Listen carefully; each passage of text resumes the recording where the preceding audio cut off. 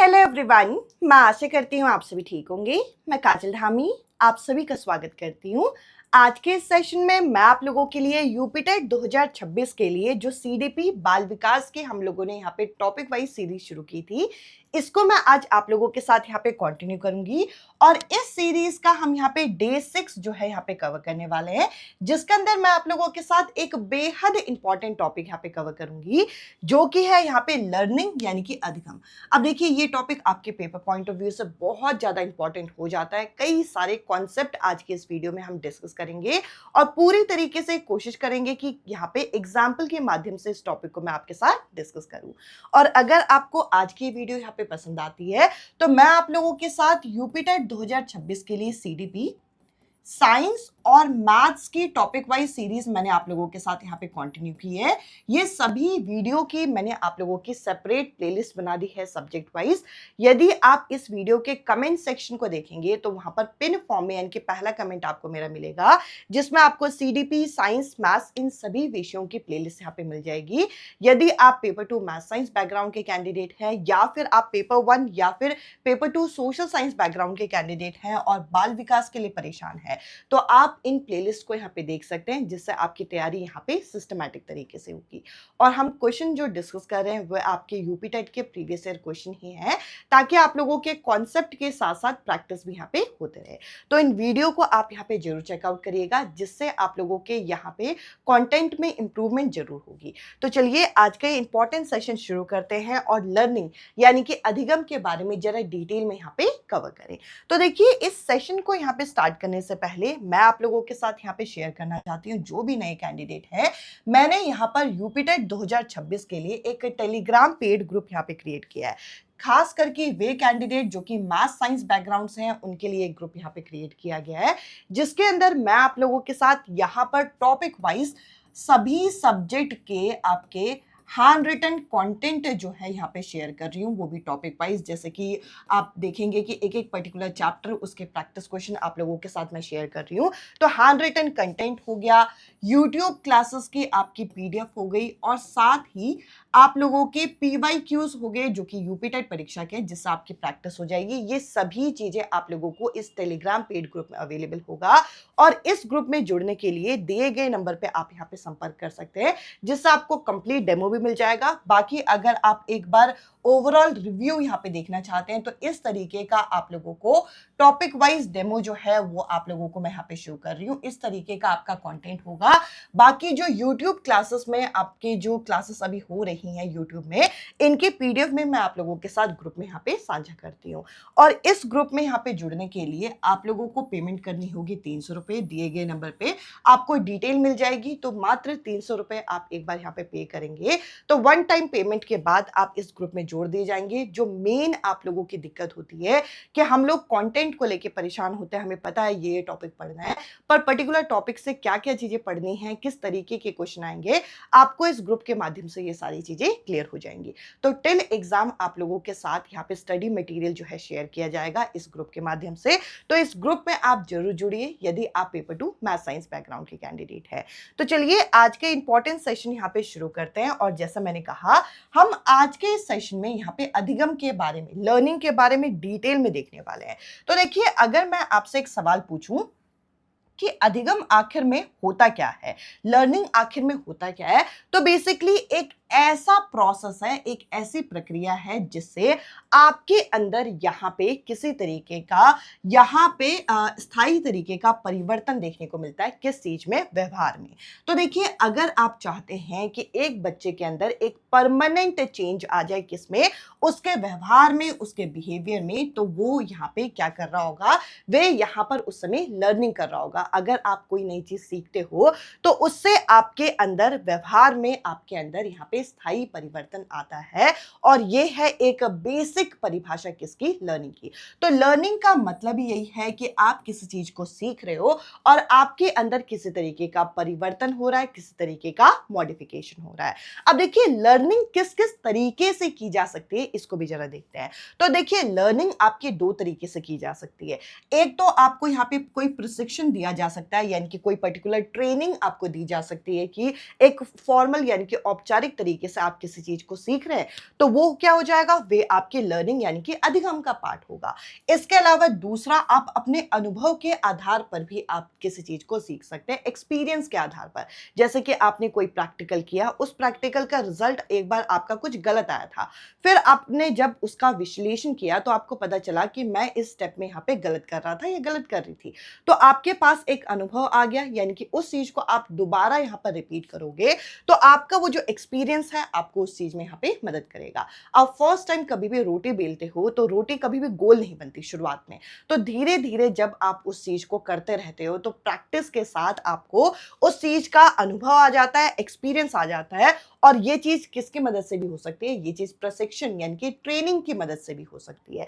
तो अगर आपसे कोई पूछे कि लर्निंग क्या है, अधिगम क्या है, तो लर्निंग एक तरीके से हमारे व्यवहार में किसी तरीके का स्थायी परिवर्तन यानी कि परमानेंट चेंज जो होता है हमारे बिहेवियर में, उसको आप क्या कहेंगे, लर्निंग कहेंगे। इसके अलावा लर्निंग किस किस तरीके से की जा सकती है, लर्निंग आप प्रैक्टिस के माध्यम से कर सकते हैं, आप किसी प्रैक्टिस के माध्यम से कर सकते हैं, आप किसी प्रशिक्षण के माध्यम से कर सकते हैं, आप अपने अनुभव से भी यहाँ पे क्या करते हैं, चीजें सीखते हैं। अब देखिए, यहाँ मैंने आप लोगों के साथ इससे पहले वृद्धि और विकास करके एक चैप्टर पढ़ाया था। अब आपको पता है कि समय के साथ हमारा जो शरीर है वो ग्रो करता है, उसमें वृद्धि होती है और साथ ही यहाँ पे मैच्योरेशन यानी कि परिपक्वता आती है। तो क्या ये दोनों एक तरीके की लर्निंग है, तो ये एक तरीके की लर्निंग नहीं मानी जाएगी। तो यहाँ पर क्या लिखा हुआ है कि अगर आपके अंदर कोई चेंज आ रहा है, आपके अंदर कोई परिवर्तन आ रहा है, किसकी वजह से, यहां पर ग्रोथ या फिर मैच्योरेशन की वजह से, तो ये लर्निंग नहीं है। अगर आपके अंदर यहां पे वृद्धि या परिपक्वता के कारण कोई भी परिवर्तन आ रहा है तो ये अधिगम नहीं माना जाएगा।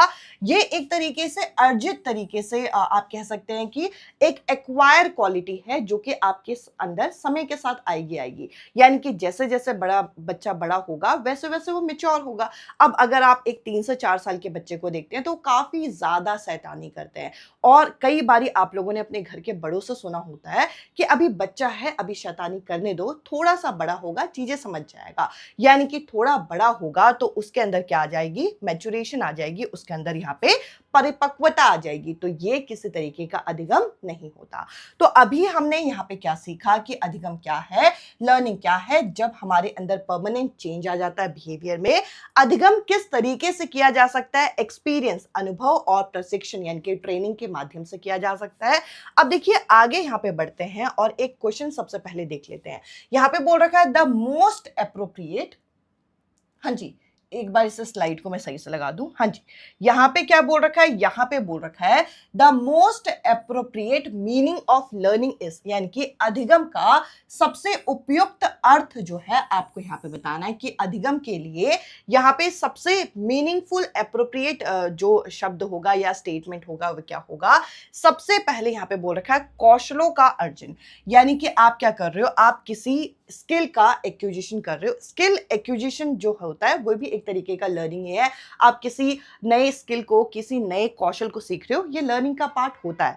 बट यहाँ पर एग्जैक्ट हम लोगों को सबसे उपयुक्त अर्थ पूछा गया है। अगला है कि ज्ञान का आरोपण। अब देखिए ज्ञान जो है आप क्या कर रहे हो, इनकलकेट कर रहे हो, ये भी आपका सही है। नेक्स्ट है व्यवहार में परिवर्तन यानी कि मॉडिफिकेशन ऑफ बिहेवियर, और अगला यहाँ पे है कि व्यक्तिगत समायोजन यानी कि अगर आप पर्सनल एडजस्टमेंट करते हो।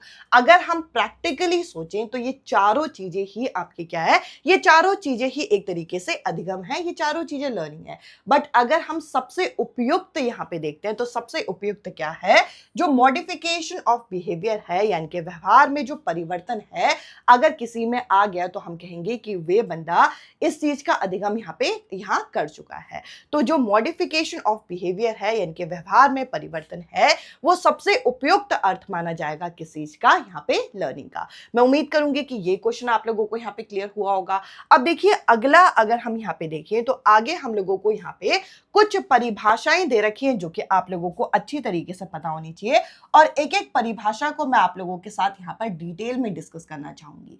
तो देखिए अगर मैं एक एक परिभाषा आपके साथ यहाँ पे डिस्कस करूं तो सबसे पहले जो परिभाषा है ये किसके द्वारा दी गई है, ये गेट्स के द्वारा दी गई है। और और गेट्स ने हमें क्या बताया था, दो चीजों के बारे में बताया था। एक बताया था अनुभव और दूसरा बताया था प्रशिक्षण के बारे में। अगर इन दोनों में जो संशोधन होता है, इन दोनों में जो मॉडिफिकेशन होता है, इसके बारे में इन्होंने बताया कि लर्निंग क्या है। ये इनकी जो डेफिनेशन है वे सबसे ज्यादा यहाँ पे बेस्ट मानी जाती है। लर्निंग क्या है? लर्निंग आपका मॉडिफिकेशन ऑफ बिहेवियर है, यानी कि जो व्यवहार का संशोधन है, ये क्या है? ये एक तरीके से अधिगम है। और ये कब होता है? ये आपका प्रैक्टिकल एंगेजमेंट से होता है, यानी कि अगर आप किसी चीज में यहाँ पे प्रैक्टिकली काम करते हो तो आपके व्यवहार में, आपके बिहेवियर में क्या आता है? मॉडिफिकेशन आता है, संशोधन आता है। और ये स्टेटमेंट किसके द्वारा दी गई है? ये स्टेटमेंट गेट्स के द्वारा दी गई है। अब अगर मैं स्किनर की बात करूं तो स्किनर ने हमें क्या बोला? स्किनर ने हम लोगों को यहाँ पे क्रमिक अनुकूलन की बात की, यानी कि प्रोग्रेसिव बिहेवियर एडेप्टेशन की बात की। इन्होंने क्या बोला कि यदि हम क्या करें कि कोई लर्निंग क्या है? लर्निंग एक तरीके से कंटिन्यूअस प्रोसेस है। लर्निंग क्या है? अधिगम क्या है? एक सतत प्रक्रिया है। और ये कब आती है? जब एक जो व्यक्ति है वो किसी एक पर्टिकुलर बिहेवियर में एडजस्टमेंट कर ले। तो यहाँ पे हम लोगों को क्या बोल रखा है कि अधिगम व्यवहार में निरंतर और क्रमिक अनुकूलन की एक प्रक्रिया यहाँ पे मानी गई है। ये किसके द्वारा बोली गई है? और ये कैसा होता है? ये एक सतत प्रक्रिया है। यहाँ पे स्किनर ने क्या बोला कि लर्निंग क्या है? अधिगम क्या है? एक कंटिन्यूअस प्रोसेस है जिसमें हम लोग क्या करते हैं, जिसमें हम लोग यहाँ पे एडजस्टमेंट करते हैं किसी एक पर्टिकुलर बिहेवियर में। तो मॉडिफिकेशन की बात किसने की? गेट्स ने की। इसके अलावा यहाँ पर हम लोगों को कंटिन्यूअस प्रोसेस किसने बोला? स्किनर ने बोला। अब इसके अलावा अगर हम यहाँ पे आगे बढ़े तो यहाँ पर हम लोगों को कुछ और परिभाषा है जो कि यहाँ पे देखनी है। तो देखिए, क्रो और क्रो के द्वारा यहाँ पे क्या बताया गया? इन्होंने क्या बोला कि अधिगम क्या है? हमारी आदतें, ज्ञान और जो दृष्टिकोण है, यानी कि हमारा जो एटीट्यूड है, नॉलेज है, और साथ ही साथ हम लोगों का जो हैबिट है, वो हम किस तरीके से अर्जन करते हैं, इसको हम किस तरीके से एक्वायर करते हैं, किस तरीके से सीखते हैं। तो यहाँ पे बोल रखा है the acquisition of these three pillar.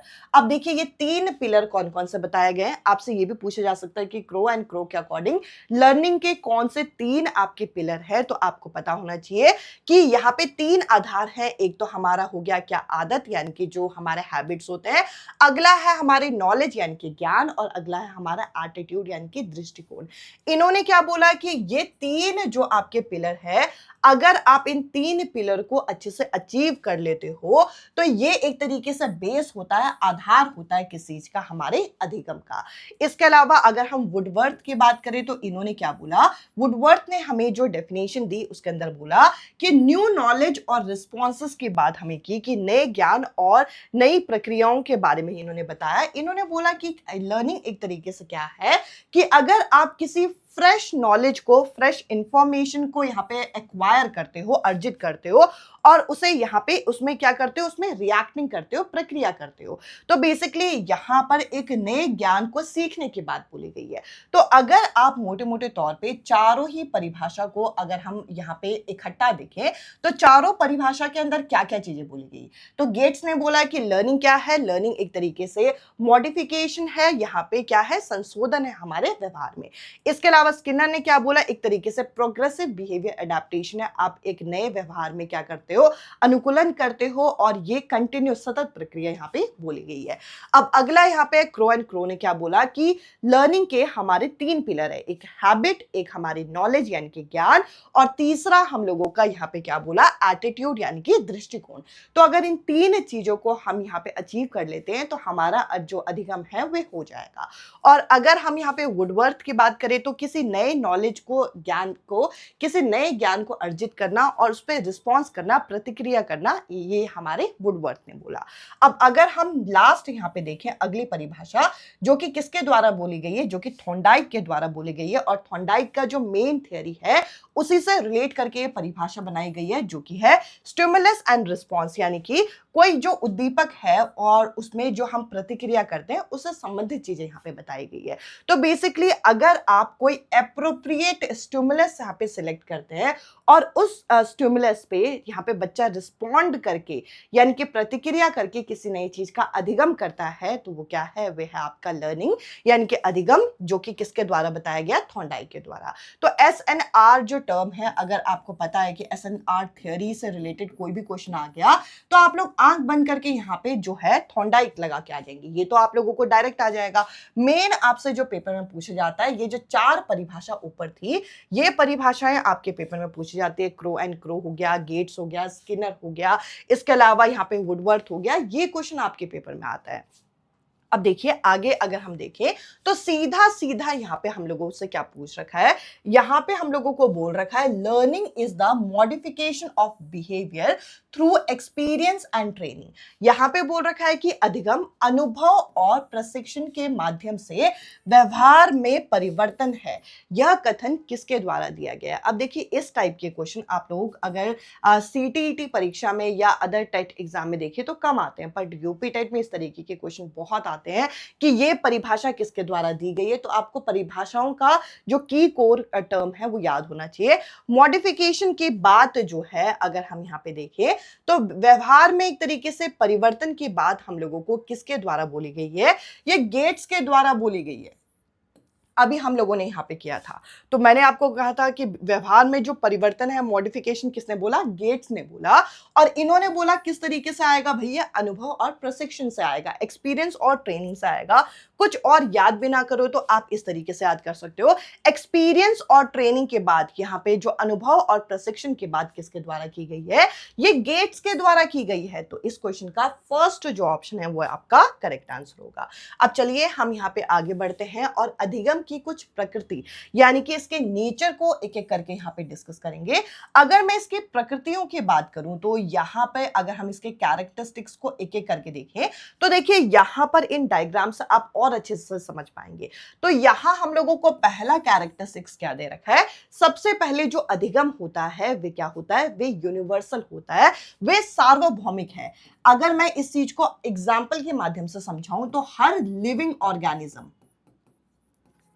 जो हमारे धरती में कोई भी लिविंग ऑर्गेनिज्म है, हर लिविंग ऑर्गेनिज्म अपनी अपनी चीजों को सीख रहा है।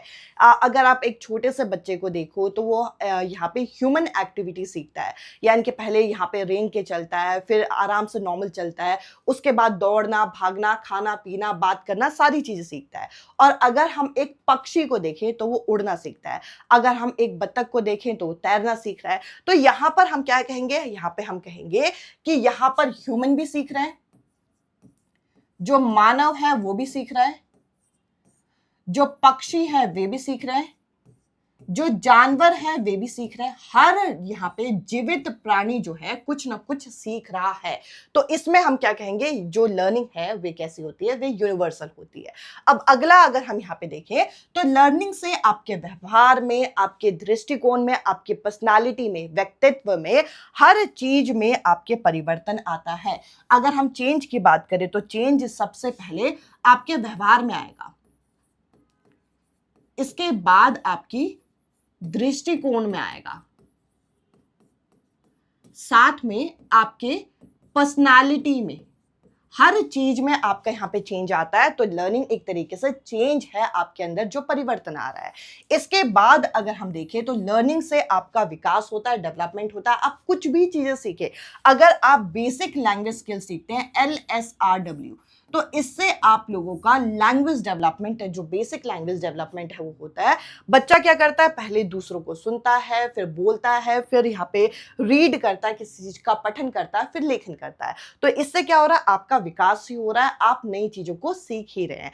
अब अगला है एडजस्टमेंट। अब देखिए यहाँ पे बोला जाता है कि आपके व्यवहार में परिवर्तन, आपके पर्सनालिटी अच्छा होना, वे सब चीजें बहुत अच्छी है। बट कहीं ना कहीं अगर ऐसा व्यक्ति जो कि समायोजन ना कर पाए, एडजस्ट ना कर पाए, वो एक लर्न इंसान नहीं माना जाता। यानी कि अधिगम का एक इंपॉर्टेंट जो फैक्टर है वे आपके अंदर एडजस्टमेंट की क्वालिटी है, कि आप एक नए वातावरण में किस तरीके से एडजस्ट करते हैं और उस वातावरण में किस तरीके से घुलते मिलते हैं। अब अगला है ट्रांसफरेबल। अब देखिए जो मेरी लर्निंग है, जो मुझे बेसिक, अगर मुझे किसी थ्योरी का नॉलेज है तो मैं यहाँ पे आके वीडियो के माध्यम से आपके साथ ट्रांसफर कर रही हूँ। आप इस लर्निंग को अपने किसी स्टूडेंट के साथ ट्रांसफर करेंगे तो लर्निंग कैसा होता है, ये ट्रांसफरेबल है, एक व्यक्ति से दूसरे व्यक्ति में ये आपका अर्जित किया जा सकता है। मैं उम्मीद करूंगी कि ये चारों पांचों पॉइंट आपको यहाँ पे क्लियर हुए होंगे। देखिए, इनको आपको रटना नहीं है, इनको आपको समझना है। अगर आप इनको समझ गए तो आप इन पॉइंट्स के क्वेश्चंस को यहाँ पे कर पाएंगे। अब अगला अगर हम यहाँ पे देखें तो ये जो लर्निंग होती है ये उद्देश्यपूर्ण होती है, यानी कि पर्पसिव होती है। अब आप किसी चीज को सीख रहे हैं, आप इस वीडियो को क्यों देख रहे हैं? इस वीडियो को इसलिए देख रहे हैं ताकि आपका यूपी टेट जो है यहाँ पे क्या हो जाए, यूपी टेट आपका यहाँ पे क्वालिफाई हो जाए। कोई बंदा इस वजह से तो नहीं देख रहा है यार मैं टाइम पास कर लेता हूँ, चलो मेरे पास बहुत टाइम है। आप किसी काम को कर रहे हैं, आप अपनी दैनिकचर्या में कुछ नई चीज ऐड कर रहे हैं, तो क्यों कर रहे हैं? ताकि आपको उस चीज से कोई ना कोई फायदा हो, आपका कोई ना कोई लक्ष्य है। तो यहाँ पे आपका पर्पस क्या है? आपका पर्पस है यूपी टेट एग्जाम को क्वालिफाई करना। अब साथ ही लर्निंग क्या है? एक कॉन्टिन्यूस प्रोसेस है। कॉन्टिन्यूस प्रोसेस मतलब अगर आप अधिगम में एक तरीके से गैप लाते हैं, ब्रेक लाते हैं, तो आपको दिक्कत होती है। आपने सुना होगा कि एक दिन में आप क्या करिए, 1 घंटा पढ़िए, पर ये आपको डेली करना है। अगर आप ऐसा करें कि हफ्ते में एक दिन तो 4 घंटे पढ़ रहे हैं, फिर 4 दिन आप पढ़ नहीं रहे, तो आपको फायदा नहीं होगा।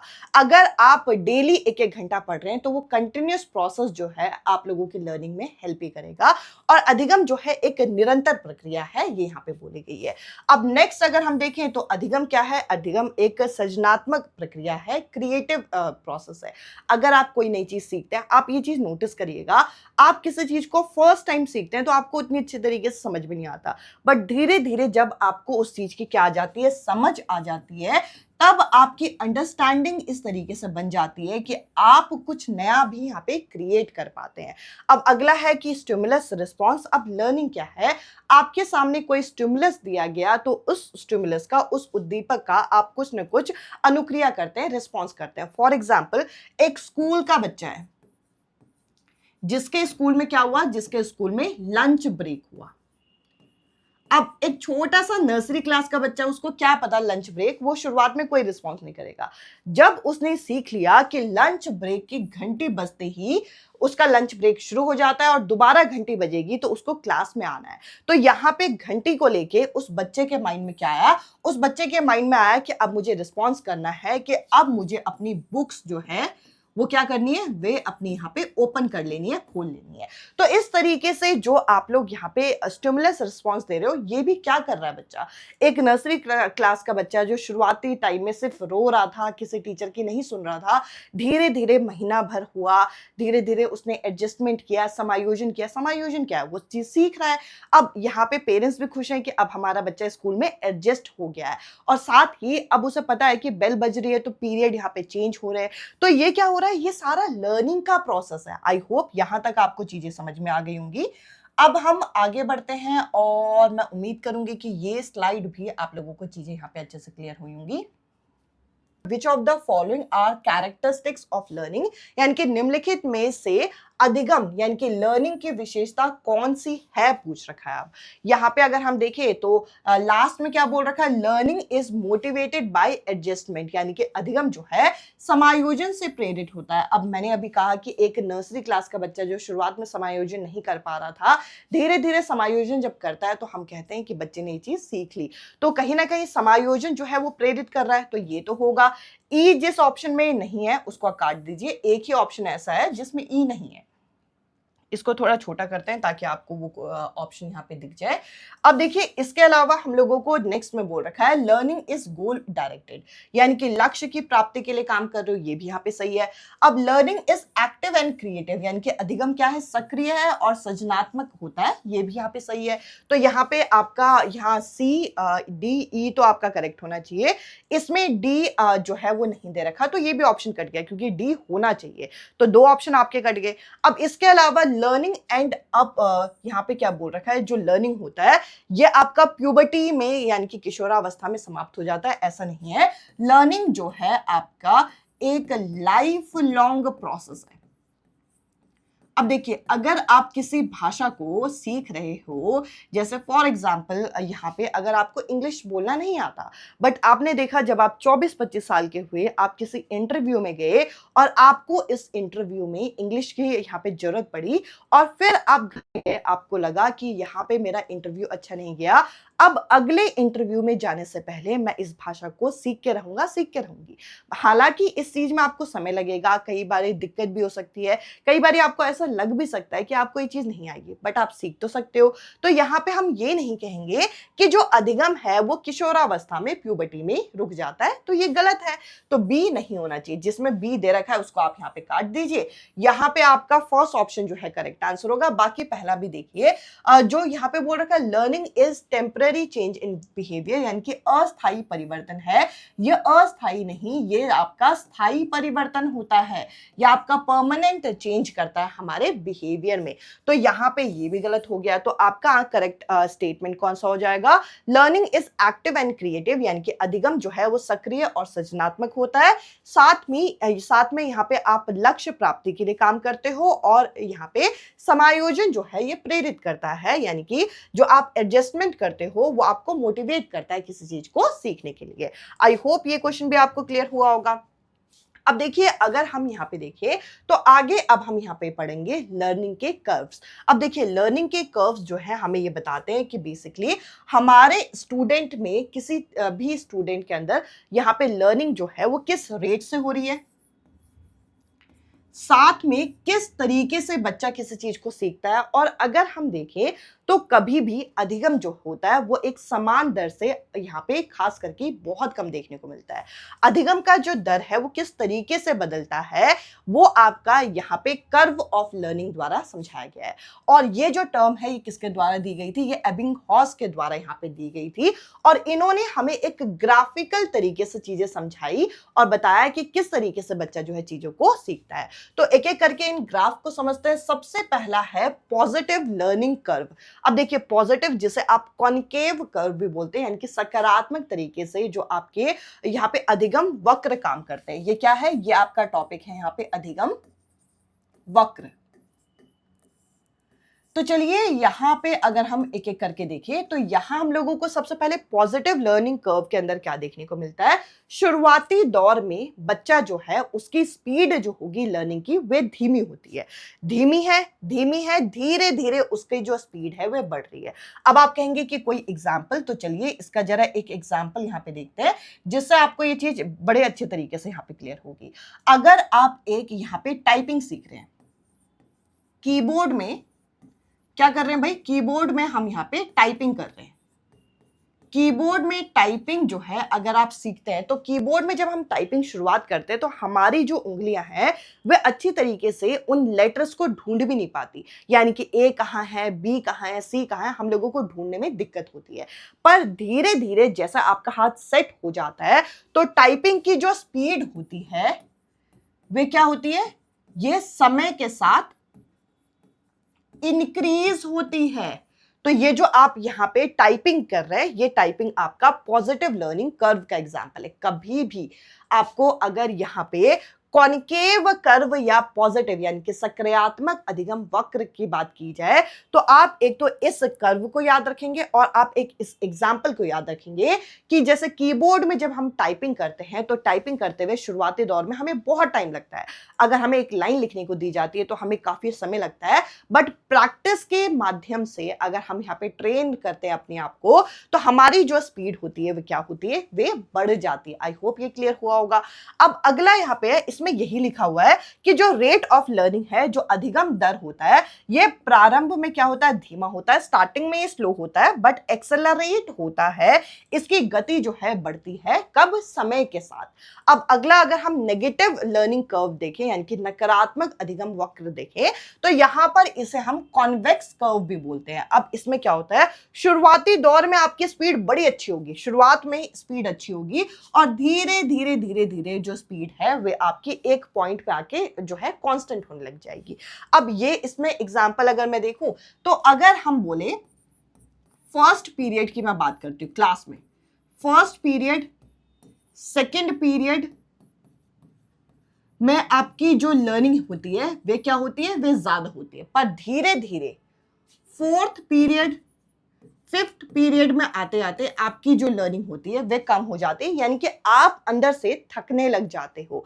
तो यहाँ पे जो आपका एक क्लासरूम जो पैटर्न बना हुआ है, ये एक तरीके से नेगेटिव लर्निंग कर्व को दिखाता है। अब देखिए, नेगेटिव वर्ड का मतलब नहीं है कि यहाँ पे बच्चा सीख नहीं रहा, ये नहीं है। इसका मतलब है कि रेट ऑफ लर्निंग जो होती है वो शुरुआत में काफी अच्छी होती है, आपका इंटरेस्ट भी होता है। या क्लास का तो छोड़िए, आप प्लेलिस्ट देखिए, कोई भी आप प्लेलिस्ट किसी भी चैनल के उठा के देखिए, जो स्टार्टिंग की वीडियो होगी ना, इसमें एग्जांपल में आप प्लेलिस्ट का भी एग्जांपल देख सकते हैं।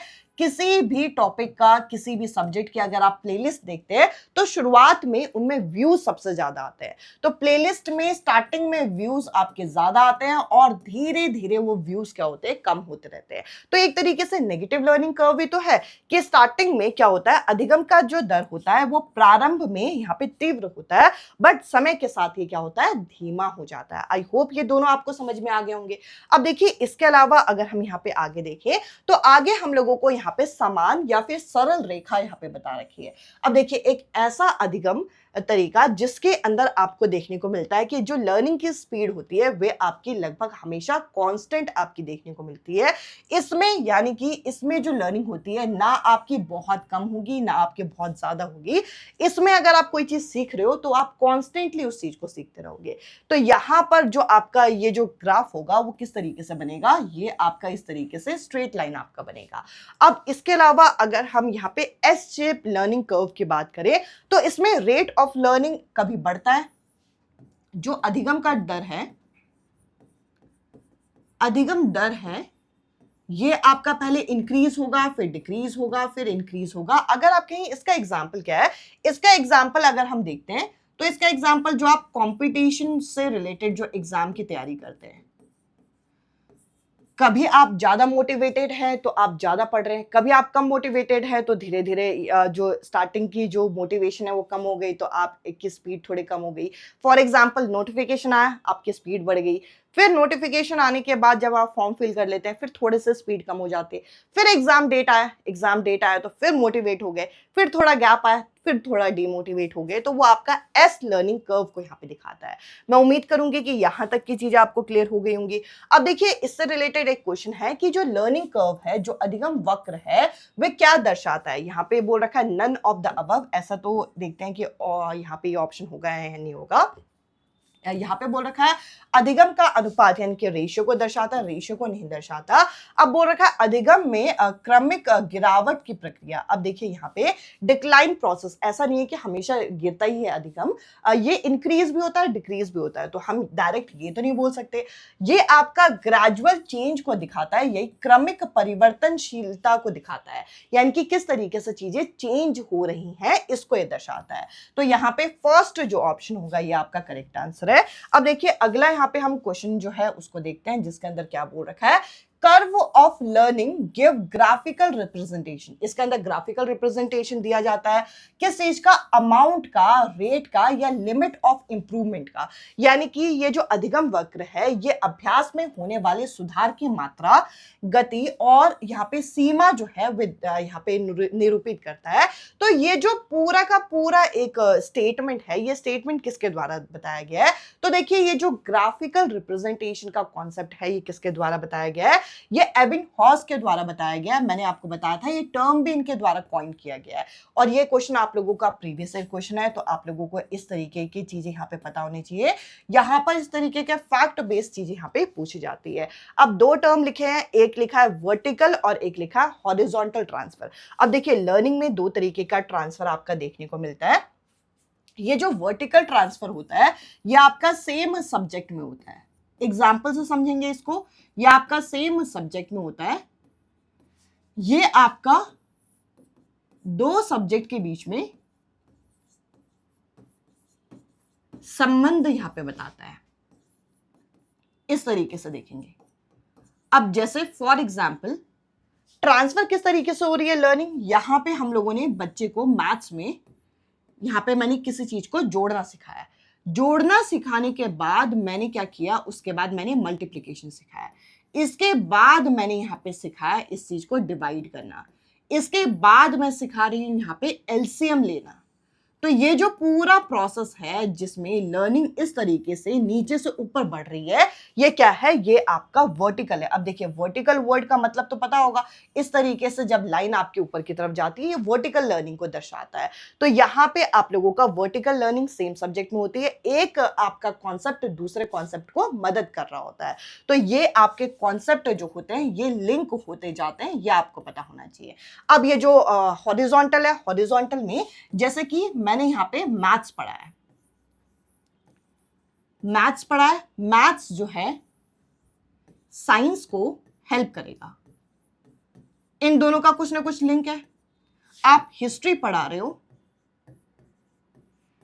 हिस्ट्री का जो आपका कॉन्सेप्ट होगा ये आपका लिटरेचर में मदद करेगा, साहित्य में मदद करेगा। तो ये जो आपका इस तरीके का ट्रांसफर है ये आपका वर्टिकल ट्रांसफर कहलाता है। दो तरीके का ट्रांसफर होता है लर्निंग का, एक होता है वर्टिकल और एक होता है हॉरिजॉन्टल।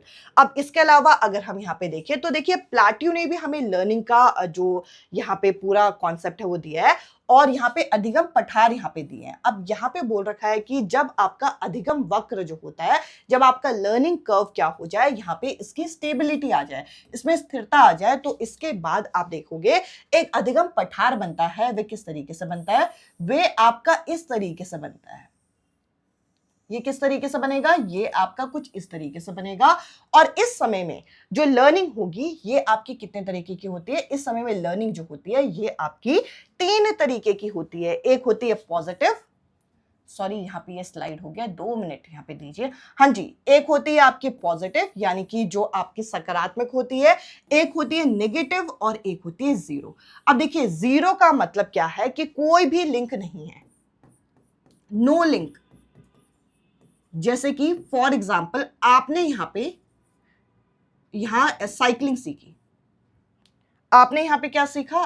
यहां पे एक तरीके से आपने बाईसाइकिल चलाई।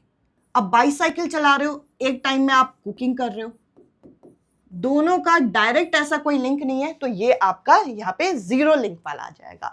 अब पॉजिटिव में क्या आएगा? पॉजिटिव में एक आपकी जो नॉलेज है वो दूसरे नॉलेज को असिस्ट कर रही है, मदद कर रही है, यानी कि इसमें पॉजिटिव ग्रोथ हो रहा है, हेल्प हो रहा है, असिस्टेंट हो रहा है। जैसे कि अगर आप हिंदी सीखते हैं तो हिंदी कहीं ना कहीं आपको संस्कृत भाषा को सीखने में यहाँ पे क्या करेगी? हेल्प करेगी। इन दोनों का यहाँ पे लिंक भी है। कई कई टर्म्स ऐसे हैं जो कि संस्कृत वाले जो शब्द हैं वे आपके हिंदी में भी यूज हो जाते हैं, तो ये यहाँ पे एक दूसरे को हेल्प कर रही है। अब नेगेटिव यानी कि बाधा डालता है, यानी कि एक तरीके से चीजें ऑब्स्टिकल की तरह काम करता है, इंटरफेयर करता है। जैसे कि फॉर एग्जाम्पल आपने बच्चे को मैथ्स में यहाँ पे इंग्लिश में काउंटिंग सिखाई, 1 2 3 4 5। अब उसके बाद इसी चीज को आप हिंदी में सिखा रहे हैं, तो यहां पर बच्चा जो है गिनती 30 तक तो सीख जाता है, 30 के आगे बच्चा कंफ्यूज हो जाता है। तो एक लर्निंग दूसरी लर्निंग को क्या कर रही है? ऑब्स्टिकल कर रही है। तो यहाँ पे हमारे जो अधिगम पदार्थ हैं वो 3 तरीके के बताए गए, सकारात्मक, नकारात्मक और शून्य, यानी कि जिसमें कोई लिंक ना हो, जिसमें नकारात्मक प्रभाव पड़े, बांधा डाले, और जिसमें एक तरीके से सहयोग हो, सहायता हो। मैं उम्मीद करूंगी यहां तक भी चीजें आपको क्लियर हो गई होंगी।